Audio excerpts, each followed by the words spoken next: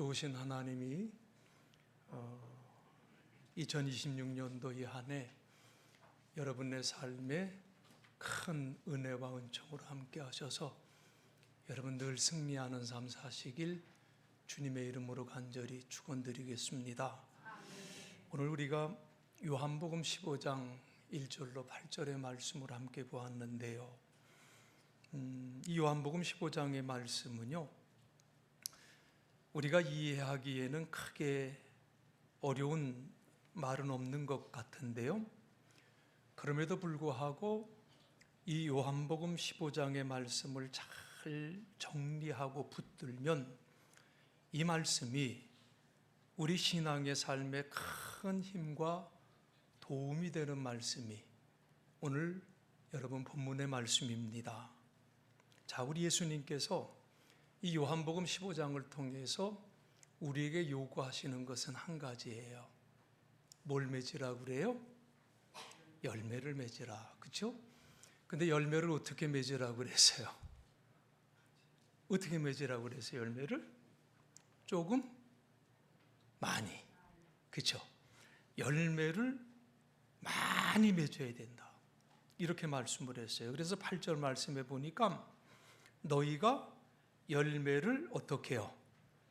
많이 맺으면 내 아버지께서 영광을 받으실 것이요 너희는 내 제자가 되리라. 이렇게 말씀을 했어요. 그러니까 우리가 열매를 많이 맺어서 예수님의 제자됨을 증거하는 삶을 살아야 된다는 것을 말씀하는 거예요. 자, 그렇다면 우리의 관심이 자연히 어떻게 하면 열매를 많이 맺을 수 있을까? 라는 이 질문으로 연결될 수밖에 없지요. 자, 그런 점에서 오늘 본문의 말씀은 우리 크리스찬의 삶의 가장 중요한 핵심적인 내용을 다루고 있다는 것을 여러분 아셔야 됩니다. 여러분, 우리 크리스찬의 삶이라는 것은요, 남이 볼 때는 어떻게 볼지 모르지만 정말 이 크리스찬의 삶 속에는 말로 설명할 수 없는 정말 신비로운 것들이 참 많이 있어요. 우리 크리스찬의 삶에는요, 세상 사람들이 알 수 없는 놀라운 능력이 있다고 하는 사실이에요. 어떻게 그 능력을 소유할 수 있는지 이것도 참 신비로운 일이 아닐 수가 없습니다. 다행스럽게도요, 우리 예수님께서는 제자들에게 열매 맺는 삶의 원리를 말씀해 주셨어요. 열매 맺는 삶의 원리가 뭐냐? 여러분, 꼭 우리가 지켜야 하는 원칙이라고 하는 것을 우리가 마음에 담았으면 참으로 좋겠습니다. 여러분, 크리스찬의 삶, 각자가 알아서 하는 게 아니에요. 네 믿음은 네 믿음이고 내 믿음은 내 믿음이야. 이게 아니에요. 각자가 알아서 하는 것이 아니라 크리스찬의 삶은요, 원리가 있고 원칙이 있다는 것을 우리가 꼭 기억하셔야 된다는 거예요. 그리고 이 원리를 따르지 않으면 원하는 열매를 맺을 수 없다는 것도 알아야 됩니다. 자, 그러면 예수님께서 말씀하신 열매 맺는 삶의 원리는 무엇일까요? 오늘 본문에 보면 두 가지를 말씀을 해요. 간단하죠? 두 가지니까요. 그러니까 꼭 기억하셔야 됩니다. 열매 맺는 우리 삶의 원리가 뭐냐? 먼저는요, 쓸모없는 가지들을 쳐내는 것이라고 말씀을 하셨어요. 이 말씀이 오늘 본문 1절로 3절까지 나와 있습니다. 과수원을 하시는 분들 다 잘 알고 있죠. 나무가 열매를 많이 맺으려면 어떤 가지를 쳐내야 되는지를 그 과수원지기들은 참 잘 알고 있어요. 자, 이것을 전문 용어로는 전지라고 하기도 하고요, 가지치기라고도 이렇게 말을 하지요. 이 가지치기를 귀찮아하거나 게을러서 가지치기를 하지 않으면 결과적으로 자잘한 열매만 맺히게 된다는 것을 알아요. 그리고 이런 열매들은 상품의 가치가 없다는 것도 알고 있지요. 자, 이렇게 나무는 쓸모없는 가지를 쳐주면 되는데, 그러면 우리들은 열매를 많이 맺으려면 어떻게 해야 될까요?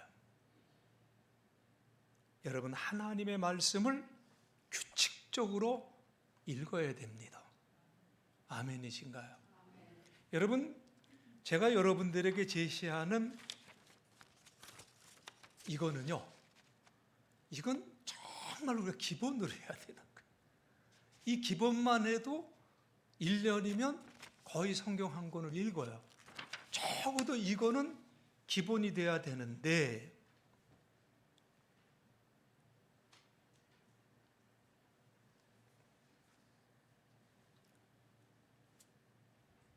하나님의 말씀을 가까이 하려고 정말 우리가 애를 써야 된다는 거예요.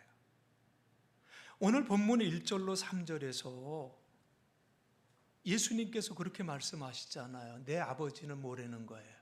하나님 아버지는 정원사이시다라고 말씀을 해요. 내 안에서 열매 맺지 못하는 가지마다 아버지께서 어떻게 해요? 잘라내시고요. 열매 맺는 가지는 더 많은 열매를 맺게 하려고 깨끗이 다듬어 주신다고 말씀을 했어요. 그리고 너희는 내가 너희에게 해준 이 말 때문에 이미 깨끗하게 되었다고 선포해 주고 계세요.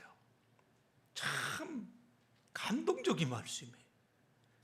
예수님은 제자들에게 기회 있는 대로 하나님의 말씀을 가르쳐 줬어요. 그런데 어떤 말씀은 길가에 떨어지기도 했고요, 어떤 말씀은 가시덤불에 떨어지기도 했고요, 어떤 말씀은 돌짝밭에 떨어지기도 했을 겁니다. 그런데 어떤 말씀들은 제자들의 마음밭에 떨어졌지요. 제자들은 잘 몰랐을 수도 있었겠지만 그때마다 제자들의 삶 속에서 불필요한 것들을 제거하는 작업들이 소리 없이 진행되고 있었다고 말이에요. 여러분, 이게 말씀의 능력이에요. 우리말에 백약이무효라는 말 있지 않습니까? 불필요한 가지를 제거하지 않으면 백약이 무효화되는 거예요.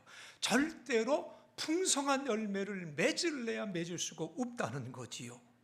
그렇기 때문에 여러분은요, 하나님의 말씀을 규칙적으로 읽고 그 말씀을 공부하고 그 말씀을 묵상하면서 하나님이 여러분을 깨끗하게 해주시는, 내 삶 속에 불필요한 것들이 가지쳐 나가는 그러한 은혜를 덧입으며 살아가야 될 줄로 믿습니다. 시인은 시편 119편 103절로 105절에서 그렇게 고백을 해요. 주의 말씀의 맛이 내게 어찌 그리 단지요, 내 입의 꿀보다 더 다니이다. 주의 법도들로 말미암아 내가 명철하게 되었으므로 모든 거짓 행위를 미워하나이다. 주의 말씀은 내 발의 등이요 내 길의 빛이니이다. 여러분, 시인이 고백하잖아요. 주의 말씀이 내 입에서 어떻다는 거예요? 너무 달되는 거예요. 내 입에서 꿀보다 더 달되는 거예요. 그래서 나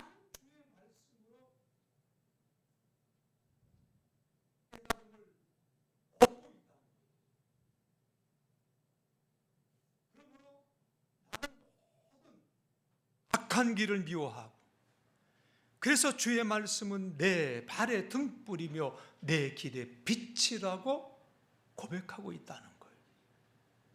여러분, 내가 지금 가고 있는 길이 악한 길인지, 내가 가고 있는 길이 잘못된 길인지 여러분 어떻게 알 수가 있습니까? 오늘 시인이 그렇게 얘기해요. 하나님의 말씀은 내 발에 뭐와 같다는 거예요? 등불이래요. 등불. 하나님의 말씀으로 내 길을 비춰보면서 내가 가는 길이 바른 길인지 잘못된 길인지 수정할 수 있다는 거예요. 여러분, 그렇습니다. 하나님의 말씀은 나에게 깨달음이라고 하는 것을 허락해 주세요. 그러므로 하나님의 말씀을 듣고 하나님의 말씀을 읽고 하나님의 말씀을 묵상하는 사람, 하나님이 가르치기를 해주시거든요. 그래서 늘 신앙의 현명한 판단을 갖고 살아가게 된다는 것, 여러분 마음속에 꼭 새기시기를 바랍니다. 자, 열매 맺는 두 번째 원리가 뭐냐? 포도나무이신 예수님께 견고히 붙어 있는 것이다. 견고히 붙어 있는 것이다. 이 말씀이 오늘 본문 4절에서 이렇게 말씀합니다. 내 안에 어떻게 하래요? 거하라. 나도 너희 안에 거하리라. 가지가 포도나무에 붙어 있지 아니하면 스스로 열매를 맺을 수 없음 같이 너희도 내 안에 있지 아니하면 그러하리라. 그리고 5절에 또 이 말씀이 나오죠. 나는 포도나무요 너희는 가지라. 그가 내 안에 내가 그 안에 거하면 사람이 열매를 많이 맺나니 나를 떠나서는 너희가 아무것도 할 수 없느니라. 여러분, 이 말씀은요, 예수님께서 당신 자신의 삶의 비결을 제자들에게 그대로 전해주신 말씀이에요. 예수님의 그 삶 자체를 제자들에게 그대로 말씀해 주신 그 말씀이 이 5절의 말씀이에요. 예수님께서 요한복음 14장 10절로 11절에서 내가 아버지 안에 거하고 아버지는 내 안에 계신 것을 내가 믿지 아니하느냐. 내가 너희에게 이르는 말은 스스로 하는 것이 아니라 아버지께서 내 안에 계셔서 그의 일을 하시는 것이라. 내가 아버지 안에 거하고 아버지께서 내 안에 계심을 믿으라. 그렇지 못하겠거든 행하는 그 일로 말미암아 나를 믿으라고 이렇게 예수님이 말씀하셨어요. 그러니까 이 말씀을 볼 때 예수님의 능력의 비결이 어디서 나오는 거냐 그거예요. 나는 아버지 안에 거하고 아버지는 내 안에 거한다. 여기서 예수님의 능력이 나오는 거고, 그것을 못 믿으면 내 하는 이 일로 말미암아 나를 믿으라고 하시는 예수님의 말씀을 우리가 보게 돼요. 그래서 예수님은 당신의 능력이 뭐냐? 그 비결을 그대로 제자들에게 말씀해 주셨다는 거지요. 누구든지 내 안에 거하고 내가 그 사람 안에 거하면 그는 많은 열매를 맺는다. 이 말씀이에요. 그렇기 때문에 우리가 이것은 꼭 기억하며 살아야 됩니다. 크리스찬의 삶의 비결은 뭐냐? 여러분, 크리스찬의 삶의 비결은요, 내가 열매 맺는 게 아니요. 많은 사람들이 착각을 해요. 내가 뭘 열심히 하고 내가 뭘 하면 열매 맺는 줄로 알아요. 여러분, 그리스도 안에 있는 사람은요, 저절로 열매를 맺는다고 성경은 말씀하고 있어요. 내가 맺는 게 아니요, 저절로 열매를 맺는다고 그랬어요. 그래서 영어 성경을 보니까 이 저절로 열매를 맺는다는 이 말을 표현하는데 동사로 bear라고 하는 말을 써요. 여러분, bear 그러면 뭐가 생각나요? 곰이 생각나요. bear가 곰인데 명사로는 곰이에요. 그런데 이 단어가 동사로 쓰일 때에는 뭐 견디다, 떠맡다, 낳다, 그리고 생산하다라는 그러한 표현으로 쓰이는데, 특별히 생명의 열매를 생산할 때는 이 bear라고 하는 동사를 써요. 그 반대되는 게 프로듀스죠. 이 생산한다는 것은 누군가의 노력으로 무엇인가를 만들어낸다는 뜻이에요. 그래서 제품을 생산하기 위해서는 시간과 노력과 돈을 사용해야 됩니다. 하지만 성경에서 말하는 bear라고 하는 단어, 우리말 성경에서 말하는 저절로 열매를 맺는다는 말은 자연적인 성장에 의해서 만들어낸다는 거예요. 자연적인 성장에 의해서 맺히는 열매를 말씀하고 있다는 거예요. 그래서 나무가 꽃을 피울 때, 나무가 열매를 맺을 때에도 사실은 이 배어라는 단어를 씁니다. 꽃을 피우기 위해서 나무가 다른 노력하지 않아요.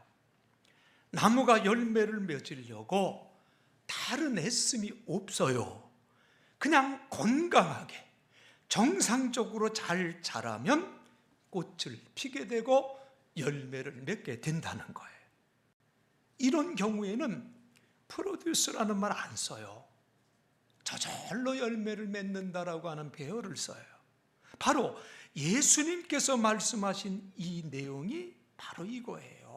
우리가 원줄기 되시는 예수님께 견고히 붙어 있기만 하면 누가 열매를 맺게 해준다고요? 주님이 열매를 맺게 해주신다. 이 사실을 여러분 꼭 마음에 새기시길 주의 이름으로 축복합니다. 여러분 허드슨 테일러라고 하는 선교사의 이름을 들어보셨을 거예요. 중국 선교의 문을 열었던 분이신데 이분은 내륙 선교라고 하는 새로운 선교 방식을 만들어낸 장본인입니다. 이 허드슨 테일러 이전까지는 대부분의 선교사들이 선교지에 가면 주로 도시 중심의 선교를 했어요. 그런데 이 허드슨 테일러는 도시가 아니라 내륙으로 들어가서 그들과 똑같은 머리를 하고 똑같은 옷을 입고 또 젓가락을 사용하며 음식을 먹으면서 현지인들과 똑같은 삶을 살았다고 합니다. 그가 말년에 선교사들의 부축을 받으면서 한 지방에 이르렀을 때 성문 위에 금빛으로 글을 이렇게 써서 허드슨 테일러 선교사를 환영을 하는데 그 글자가 뭐였냐면 내륙은인이라고 하는 그 글자가 새겨진 깃발이었다고 그래요. 내륙은인. 내륙에 있는 은인이라고 하는 말이지만 실제로는 지리적, 공간적 한계를 넘어 도움을 준 존재다. 도움을 준 존재다. 그런 감사의 표현이겠지요. 이렇게 중국인들에게 사랑을 받았던 허드슨 테일러였지만은요, 그는 한때 중국 선교의 성과가 없다고 크게 낙심을 한 적이 있었다고 합니다. 몸에 병까지 얻은 후에 허드슨 테일러는 두문불출했다고 그래요. 그런데 그때 존 메카시라고 하는 선교사가 허드슨 테일러에게 편지를 보냈는데 그 편지의 내용이 이런 내용입니다. 포도나무의 가지가 어떻게 열매를 맺는지 생각해 보십시오. 햇빛과 공기를 얻기 위해서 부단히 노력한 결과도 아니고 생명의 기운을 얻으려고 노력한 결과도 아닙니다. 단순히 포도나무 본체에 순종해서 본체와 온전히 하나가 된 결과입니다. 그렇다면 허드슨 씨, 그리스도인이 열매를 맺기 위해서 어떻게 해야 하겠습니까? 대가 없이 주어지는 열매를 노력과 투쟁을 통해서 얻으려고 하면 되겠습니까? 우리의 생각과 감정을 온전히 주 예수 그리스도에게 집중시켜야 됩니다. 주께 모든 것을 내려놓고 항복해야 합니다. 이런 것들이 자연스럽게 몸에 배서 확고하게 자리 잡고 있는 크리스찬들은 엄마 품에 안겨있는 아기처럼 편안함을 느끼게 될 것입니다. 이것이 존 메카시가 보낸 편지였었어요. 그런데 이 편지를 읽고 허드슨 테일러가 많은 깨달음을 받았다는 거예요. 지금까지는 어떻게든지 선교의 그 성과를 내려고 욕심 부리고 애쓰고 정말 노력했었는데 이 편지를 받고 다시 한번 깨달음을 얻으면서 자신의 욕심을 다 내려놓고 어떻게 하면 주님과 더 가까이 교제하며 살아갈 수 있을까를 애썼다는 거예요. 오늘 본문 4절로 6절에서 주님 말씀하셨죠. 내 안에 거하라. 나도 너희 안에 거하리라. 가지가 포도나무에 붙어 있지 아니하면 스스로 열매를 맺을 수 없음 같이 너희도 내 안에 있지 아니하면 그러하리라. 나는 포도나무요 너희는 가지라.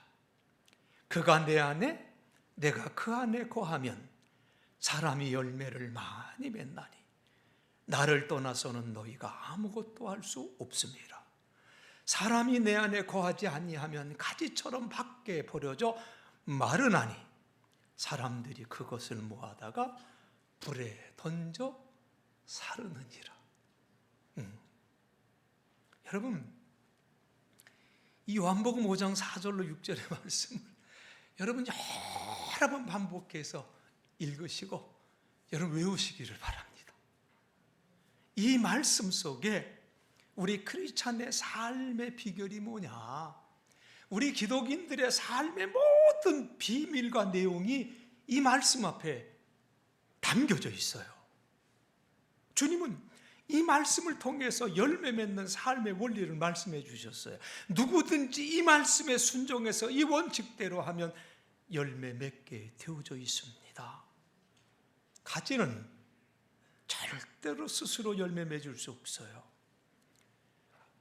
포도나무에 온전히 붙어 있는 가지만이 열매를 맺을 수가 있다는 거지요. 바로 이 원리를 우리 예수님은 내 안에 거하라. 그러면 나도 너희 안에 거하겠다. 너희가 내 안에 거하고 내가 너희 안에 거해야 된다는 거예요. 거하다. 어바이드라고 하는 말인데요. 이 단어에는 머무르다, 살다, 거주하다, 복종하다, 감수하다라는 이런 여러 가지 뜻이 함축되어 있어요. 그러니까 이 어바이드 한다는 거, 주님께 거한다고 하는 것은 내가 주님의 뜻을 받아들이는 거예요. 거하는 게 뭐냐? 주님 뜻을 내 뜻으로 받아들이는 거. 그러니까 다른 말로 표현하면 주님 앞에, 주님의 말씀 앞에 순종하는 거예요. 이럴 때 나는 주님 안에 거할 수 있고 주님은 내 안에 거할 수 있다는 거지요. 아무 불협화음이 없어요. 주님과 함께 사는데 아무 문제가 없어요. 사랑하는 성도 여러분, 예수님께서 말씀하시는 우리 크리스찬의 삶의 원리는 이렇게 간단해요. 이렇게 단순해요. 주님께 온전히 붙어 있기만 하면 된다. 주님께 온전히 붙어 있다는 말은 주님과 온전한 교제를 이루는 삶, 주님과 내가 말씀 안에서 완전히 하나로 연합된 삶을 말하는 거예요. 나에게 붙어 있지 않는 사람은 시들어버린 가지와 같이 아무것도 할 수 없다고 말씀하지 않으셨습니까? 크리스찬이 맺는 열매는 그 사람이 그리스도의 참된 제자라는 증거예요. 그 사람이 빛된 삶을 살 수 있는 것 아닙니까? 우리가 그리스도의 제자라는 사실을 증명하는 길이 뭡니까? 열매예요. 그 열매가 빛으로 나타나야 돼요. 그래서 주님은 열매를 많이 맺어서 나의 제자됨을 증명하라고 말씀하시는 거예요. 여러분, 여러분의 삶에 어떤 열매들이 있으십니까?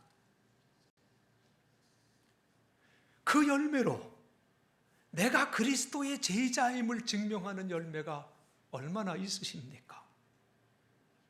예수님은 제자들에게 한두 개만 맺어도 그건 참 대단한 거야, 이렇게 말씀하지 않으셨어요. 그 열매를 어떻게 맺으라고요? 어떻게 맺으라고 그랬어요? 좀 크게 좀 해줘요. 그 열매를 어떻게 맺으라고 그랬어요? 많이 맺으라고 그랬어요. 많이 맺으라고 그랬어요. 응? 많이 맺어서 그것으로 하나님께 영광을 돌리라고 말씀을 했어요. 여러분, 크리스찬의 삶은요, 결과적으로 뭐를 맺는 삶이다? 열매를 맺는 삶이에요. 아멘? 크리스찬의 삶이라는 건 다른 거 아니요. 내가 뭐 아주 대단한 거 하고 뭐 남에게 뭐 이렇게 좀 자랑할 만한 거 하고 아니라니까. 크리스찬의 삶은 뭐를 맺는 거라고요? 열매 맺는 삶이에요. 우리에게 오늘 열매 맺는 삶이 무엇인가를 분명하게 가르쳐 주셨어요. 두 가지. 뭐라고 그랬습니까? 가지치기를 잘하고, 그리고 원주기 되신 주님 앞에 꼭 붙어 있으라는 얘기. 아멘? 이 두 가지예요. 이걸 가르쳐 줬어요. 그런데 돌이켜보니까 너무나도 심플하게, 너무나도 간단하게 이 원리를 나에게 제시해 주셨는데, 저희 말씀 보면서 많이 회개했어요. 분명히 가르쳐 주셨는데 생각해 보니까 이 원리를 참 안 따라요. 잘 안 따라요. 그죠? 따르지 않을 뿐만 아니라 때로는 이 원리와 반대되는 삶을 살 때도 있더라고요. 내가 애쓰고 내가 힘쓰고 내가 열심히 하면 뭔가 열매를 얻을 수 있을 것이라고 생각했어요. 그런데 이것은 주님이 가르쳐 주신 원리가 아니라 세상 사람들이 따르는 원리야. 이 두 원리의 차이는 바로 율법주의와 복음주의의 차이라고 말씀드릴 수도 있어요. 율법주의의 핵심은 열심히 일해서 성과를 내는 게 율법주의예요. 그러나 복음주의의 핵심은 그런 것이 아니라 모든 것이 하나님의 은혜요, 하나님의 용서라고 하는 사실이죠. 아멘이십니까? 2026년도의 한 해가 벌써 밝았고요. 오늘 우리가 세 번째 주일 예배를 드립니다. 여러분, 이 올 한 해는 그동안 내가 잘못 알고 있었던, 내가 잘못 적용하려고 있었던 세상적인 원리들을 주님의 은혜 안에서 하나하나 가지쳐 나가시기를 주의 이름으로 축복합니다. 그리고 예수님께서 말씀하신 열매 맺는 그 원리를 따라 주님께 말씀 앞에서 꼭 붙어 살아갈 수 있는 여러분 되어지시기를 간절히 바랍니다. 모쪼록 하나님이 주신 이 귀한 한 해, 주님이 우리에게 제시하신 열매 맺는 삶의 원리가 이런 거로구나 다시 한번 깨달으시고, 그 깨달음을 통해 여러분의 삶에 풍성한 열매가 저절로 맺어져서 여러분의 삶 자체가 하나님께 영광 돌리는 놀라운 역사가 일어나시길 주님의 이름으로 간절히 축원드리겠습니다. 기도합니다. 하나님의 은혜와 사랑을 진심으로 감사를 드립니다. 요한복음 15장의 말씀, 우리가 잘 알고 있는 말씀이지만 이 말씀의 원리를 내 삶에 그대로 적용해서 살 때가 많지 않았음을 주님 앞에 고백하지 않을 수 없습니다.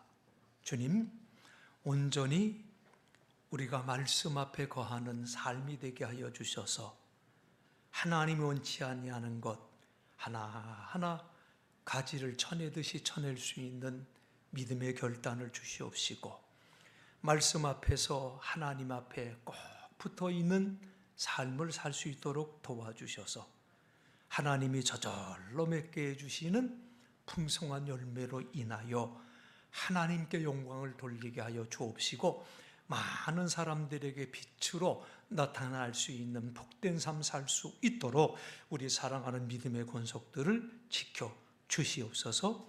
예수님 거룩하신 이름 받들어 간절히 기도드리옵나이다. 아멘.